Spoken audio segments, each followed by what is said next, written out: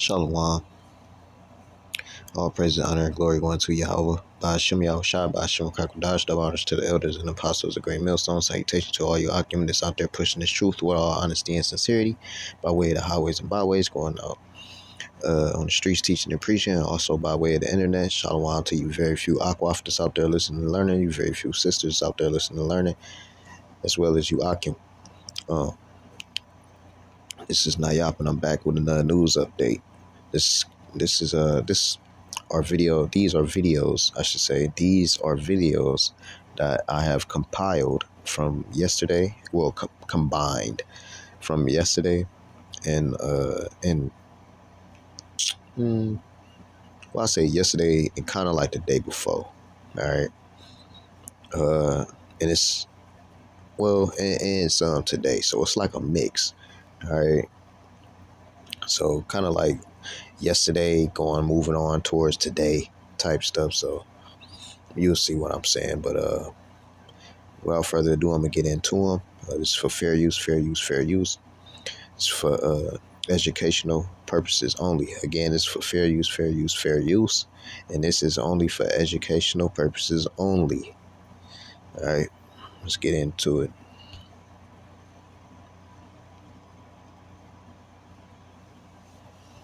Is the United States now at war with Iran? No, Kristen, we're not at war with Iran. We're at war with Iran's nuclear program. And let me just say, Kristen, that we're incredibly grateful and proud of the American Air Force pilots who did an incredible job last night. The operation was really extraordinary.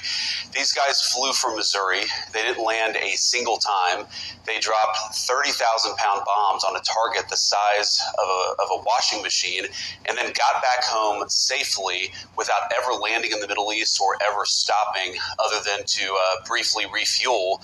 And of course, they did that in the air. So it's really an incredible operation, a testament to the power of American military. And I think what shows what can happen when you have that great American military in the hands of capable presidential leadership. What we did is we destroyed the Iranian nuclear program. I think we set that program back substantially, and we did it without endangering the lives of the American pilots. That's an incredible thing, and I think we all should be proud. Whatever our politics, we should be proud of what these guys accomplished. A very, very high-impact mission under a lot of pressure. You obviously noticed eventually that there was an alligator walking around here. Actually, I was in this room. I come outside to smoke, and the alligator was lying there right here, my doorway. Police were around over there.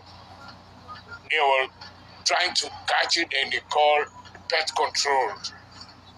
So as soon as I want to step out, the police say, "Hey, look down." I looked down, I saw the alligator, I just bounces inside again. Yeah, I was shaking. A little unusual, wouldn't you say? Yeah, alligator right here. So I opened the window blind, and a lot of cops, man. The two ladies, they come outside from the room. What were they saying? You can't believe, man, the lady, the owner, man, sit down right on top of the alligator, riding the alligator to that way like a horse, man. She sat on top of the alligator? Sat up on top of the alligator? Yeah. Put a rope around the mouth, something like muzzle. Yeah. Going, man, the police too, they were backing up. Everybody was backing up. What was the story you got from them, other than the ridiculousness that was going on? They said she is a very good alligator. And this is the smallest alligator she has. She has more. They said, what were they doing? You said that you believe they were going from North Carolina to New York. They were going to New York. You don't know what? Yeah. Don't know why me. I'm just nervous and panicking in my room. Look, the world is a crazy place, but that's got to be up there with some of the craziest thing you've probably ever seen. This is the craziest thing I ever seen. An alligator, and the lady is writing this crazy stuff I see in my lifetime. What? And they were staying in room 15. Yeah, staying in room 15. Just a few moments ago, we just learned that the State Department has issued a new security alert, urging now increased caution for U.S. citizens abroad. Let me read from this. I'm just now reading it for the first time.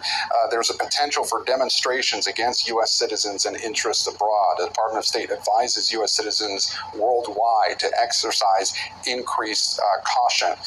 Also saying the conflict between Israel and Iran has resulted in disruptions to travel and periodic closure of airspace across the Middle East. So this is yet another indication, Eamon, of the Trump administration realizing that there is an increased threat to U.S. citizens, not just in the Middle East, but also here in the United States. I mentioned earlier this bulletin from the Department of Homeland Security warning of a heightened threat environment and warning of potential low-grade cyber attacks here in the United States, but also that reporting that I told you, according to two U.S. officials and a person with knowledge of the matter, that President Trump was warned about the possibility that Iran could retaliate by activating what these sources describe as sleeper cells within the United States. So certainly this is something that DHS and the State Department are looking at very closely now. And as one of the other guests have said, I believe it's General McCaffrey, that the next couple of days, the next several days will be very perilous potentially for Americans really across the world as we wait to see if Iran does retaliate and in what form.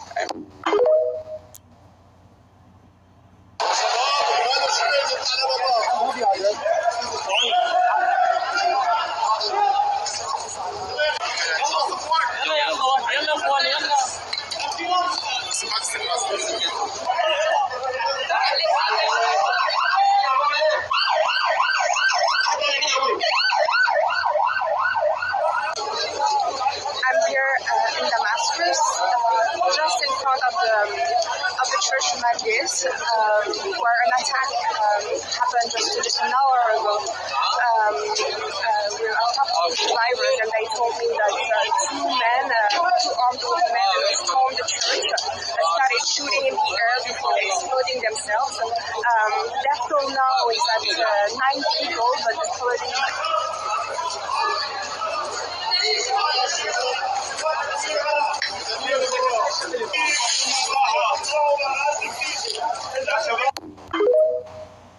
My biggest concern from day one, beyond the fentanyl, beyond the sex trafficking women and children, were the 2 million known gotaways. Over 2 million people cross that border. We don't know who they are, where they came from.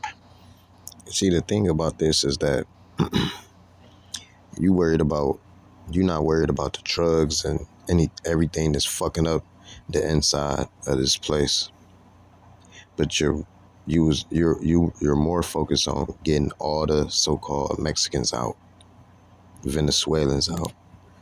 All right, you're trying to get rid of all the northern tribes out, while you got motherfuckers from other countries. Like now you got this sleeper cell. Like, so you don't know if it's gonna be some Iranians doing it or whoever doing it, or Iranians. So while he had his focus on that, now you want to turn your focus on trying to get them. This shit makes no sense, man. Well, I mean, it makes sense, but the things that they do, man, it's just so fucking stupid and backwards.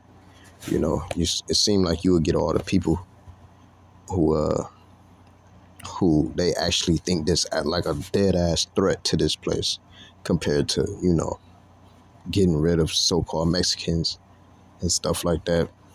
It's fucking stupid. You're getting rid of all the Latinos, but then you got Iraqis up in here running your gas stations and shit. You stupid bitch. I just want to rewind that one more time. My biggest concern from day one, beyond the fentanyl, beyond the sex trafficking. So he's not worried about child sex trafficking. He's not worried about fentanyl being in the streets. He's worried about he turned to getting rid of all the Mexicans, and now you're talking about getting towards the these sleeper cells and shit. It's stupid. Everybody's on drugs, and you still got sex trafficking going on, but that's less important than what the fuck is going on inside of a foreign land that you bombed for no fucking reason. And the children were the 2 million known gotaways. Over 2 million people crossed that border. We don't know who they are, where they came from, because they got away, because Border Patrol was so overwhelmed with the humanitarian crisis that Biden created that over 2 million people crossed the border and got away. That is my biggest concern, and that's what created the biggest national security vulnerability this country's ever seen. Whatever. All right, so this is talking about what's that dude name? Oh, Benjamin, not a Jew. All right, that's what it's talking about.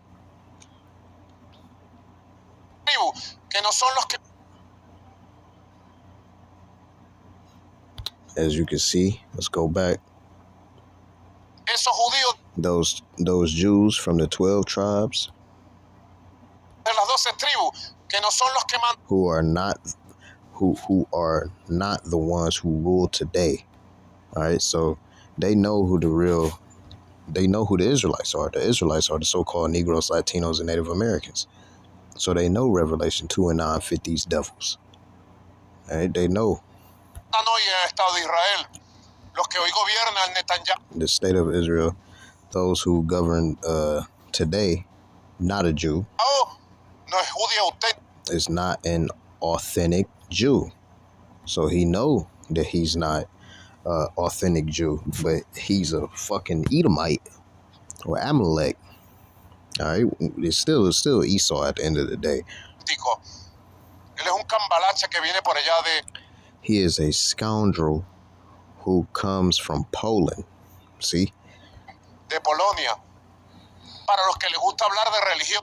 For those who like to talk about religions and say that this is a religious conflict. No, this is not a religious conflict. The conflict that exists since the foundations of the state of Israel is a geopolitical conflict, because that state was created to conquer the entire Middle East and Central Asia, to colonize those peoples. It is the Zionist project that they say goes from Jordan. What did he say? He said it goes from Jordan. They might be goes from the Jordan River to the Euphrates. And that Euphrates River, you're going to have to pay attention to that too. Keep your eyes on that. So they know, man. Like what I said, man, this truth is out, man. So-called Negroes, Latinos, and Native Americans are the true biblical Hebrew Israelites. All right, God's chosen people. News alert. According to reports from The Guardian, an ISIS suicide bomber has killed at least 22 people and injured 63 more after detonating an explosive vest at a... We seen that.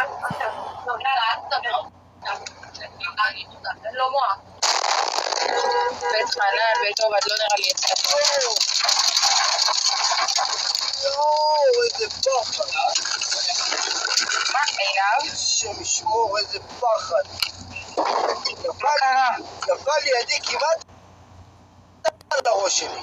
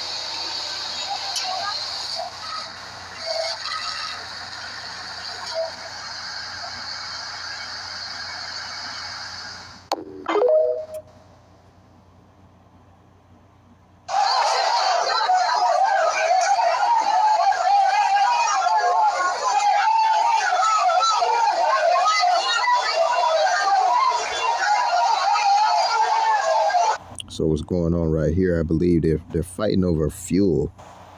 All right, between Iran and something that's going on with this fuel. I forget what the video said. Hold on, let me see if I can get it for y'all. Give me 2 seconds. Give me 2 seconds, y'all. See if I can get this information.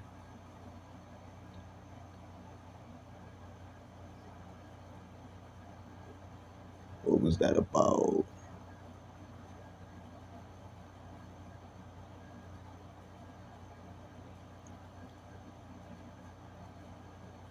It says fights due to the severe fuel crisis in the West Bank due to the Iran, Israel and Israel war, which led to tight Israeli closure of the crossings and between cities and villages.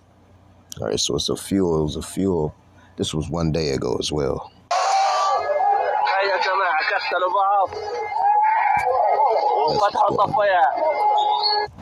Officials are issuing warnings of possible retaliatory attacks right here at home. Tom Winter joins me tonight. Tom, we just got a new warning in from the State Department. What's it saying? Right, just as we're coming on the air, the State Department warning all U.S. citizens abroad about potential threats, acknowledging the situation in Iran and the Middle East. Here at home, it's kind of a two-pronged threat, the physical and the cyber. And tonight, law enforcement agencies in multiple cities have stepped up their presence at sensitive sites like houses of worship, cultural centers, and diplomatic sites. The goal is to stop someone who is angered by the war in the Middle East from conducting an attack here. They're also looking for cyber attacks, which could temporarily take a website offline or deface a site. And then there's the concern about people backed by Iran who could already be here. A sleeper cell? Well, in the last several years, law enforcement has charged multiple people in a range of plots tied to Iran, from an attempted assassination on then President-elect Trump.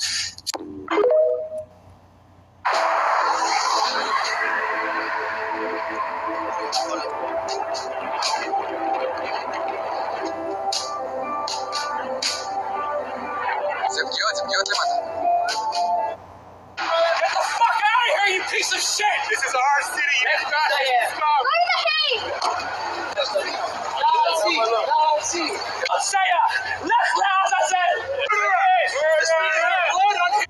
As you can see, people are really not liking these other people. That's all I'm gonna say.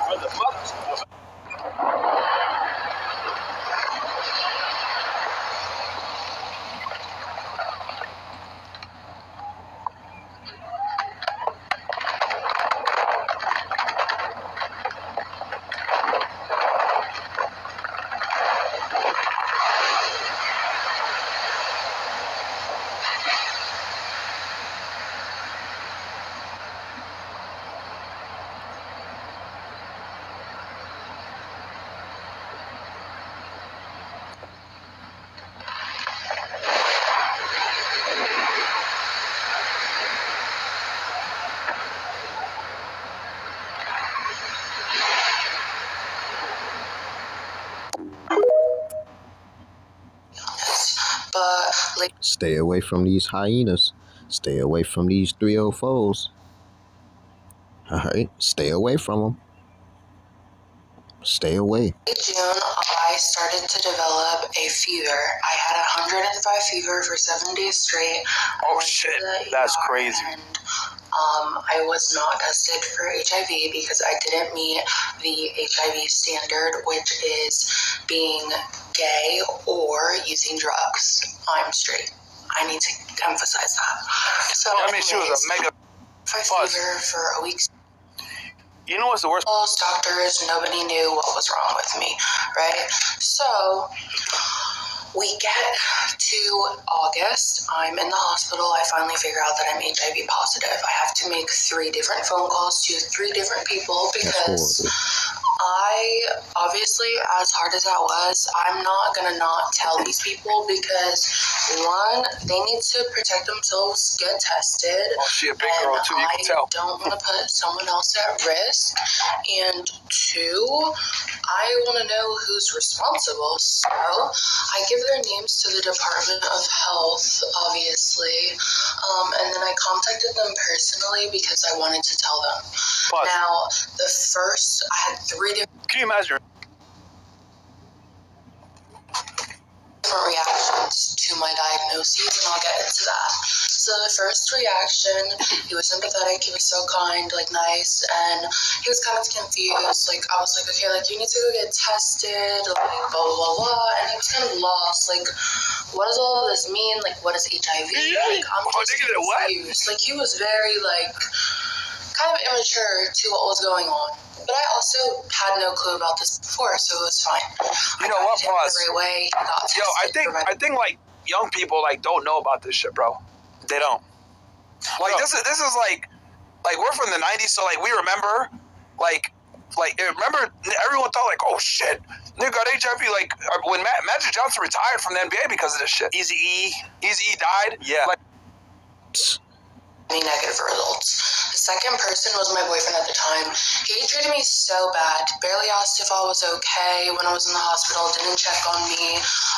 When I was in the hospital, I literally had to find somewhere for him to get tested, and this man was on the phone yelling at me, talking about, oh, I don't have health insurance, and like, who's gonna pay for this? Like, it was all about him, and like, him being scared, never comforted me. Oh my God. It was just like, God showed me that he was not meant to be my boyfriend, and that was. Well, you honestly don't deserve Lee.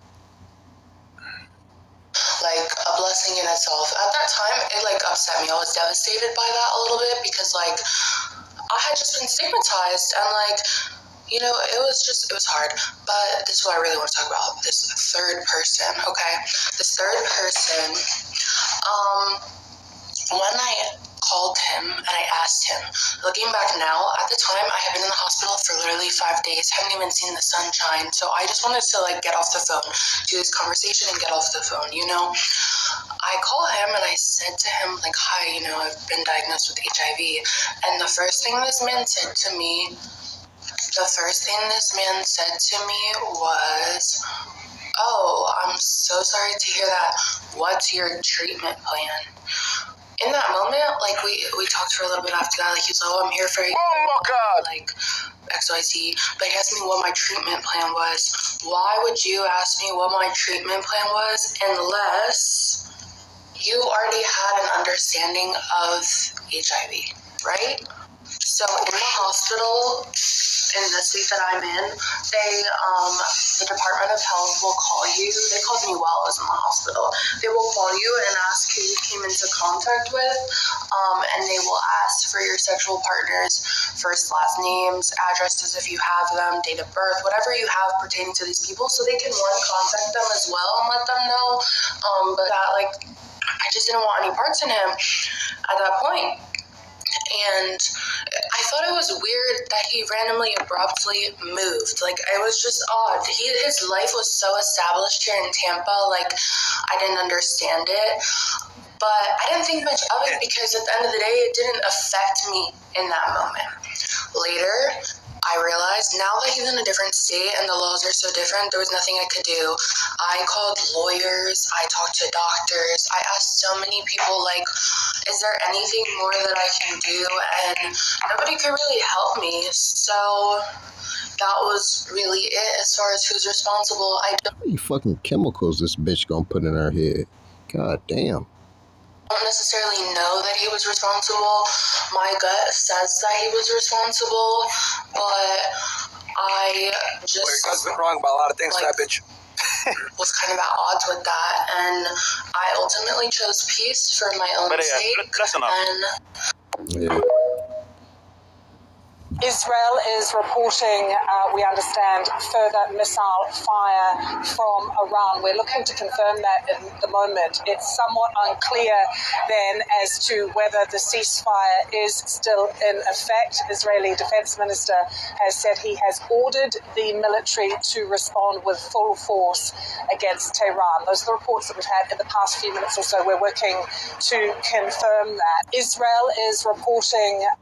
You want to give a level. Look at that fire over there.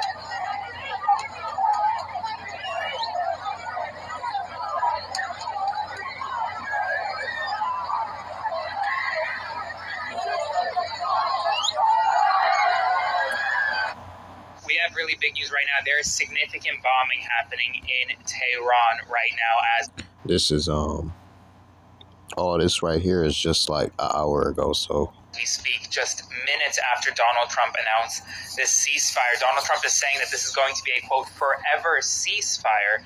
But there's currently significant bombing as Israel continues to bomb parts of Tehran. Israeli officials believe that Iran may launch one last major ballistic missile strike at Israel as well. French sources are saying that if Israel does not stop bombing within the next 15 to 20 minutes or so, then Iran will consider it to be a violation of the ceasefire. The ceasefire is holding for now, but remember, this is a ceasefire that hasn't taken effect yet. Israel's still bombing, Iran still might bomb, and we don't know whether or not the ceasefire will actually take effect. And according to the White House, this ceasefire will only remain so long as Iran refrains from future attacks. And well, if Iran launches missiles at Israel, maybe that violates ceasefire. I don't know. There's a whole lot of back and forth right now. We'll provide you updates as we get more information, so follow along. 3:34 in the morning and 7 o'clock in the morning in Israel and Iran, supposed to be under ceasefire. They're already sending missiles back to Israel. Surprise attack again. 3 hours ago, Iran said, yes, we're under the ceasefire, total ceasefire by President Trump. Nope, look, they are firing missiles at Israel right now who are not prepared, who are unaware, and there's missiles landing everywhere right now as we speak. I'll see you guys in the morning. This is terrible. Pray, pray, pray. We have a lot of work to do tomorrow. 3:34 in the morning and 7. And with that, I'm give all praise, honor, and glory going to Yahweh Bashem, Yahweh Shai, Bashem, Kagadash. And until next time, Shalom.